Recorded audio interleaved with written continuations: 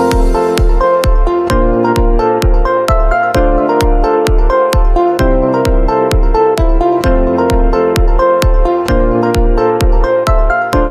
बच्चों, जय हिंद।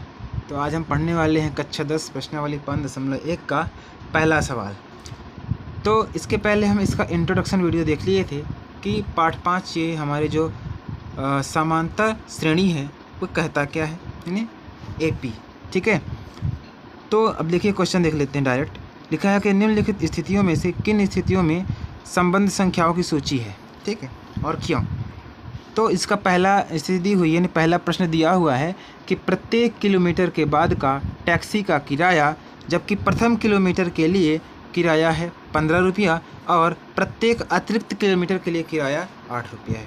यानी ये साफ साफ कह रहा है कि इसका एक एपी ज्ञात करना है। ये लिखा है सूची ज्ञात करना है, एपी।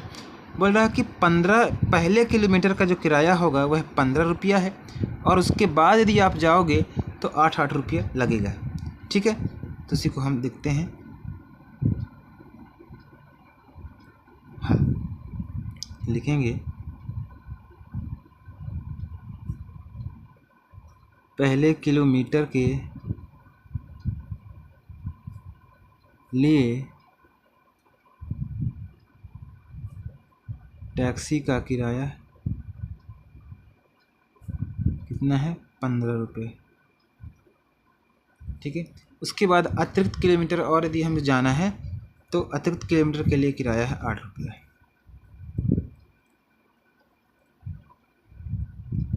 अतिरिक्त किलोमीटर के लिए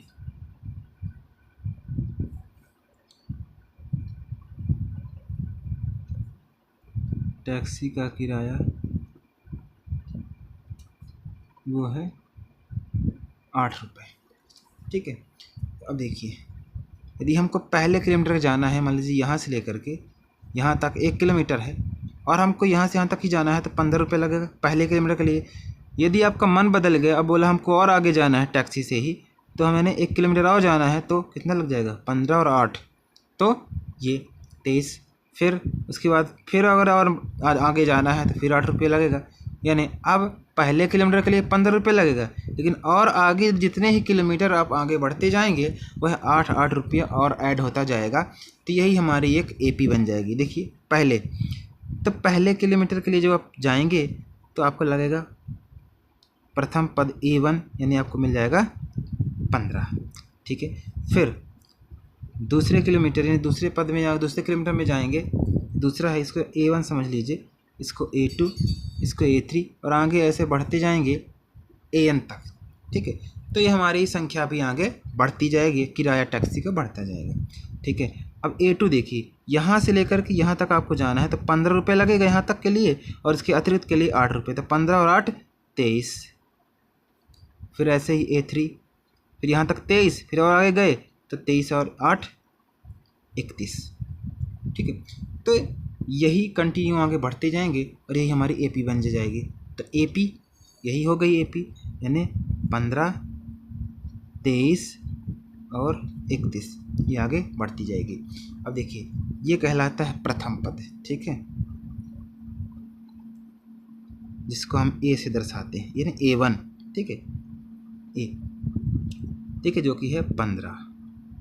ठीक है, अब सार्व अंतर वो होता है D, जो कि A2 माइनस A1 होता है। A2 minus A1, A2 minus A1, और ये होगा 8। 23 में से 15 घटाएंगे 8, 31 में से 23 घटाएंगे 8, क्योंकि हर बार अंतर 8 आ रहा है तो AP है। याद रखिए AP तभी कहलाएगी, AP तभी होगी जब हमारा अंतर समान होगा, यानी बराबर होगा।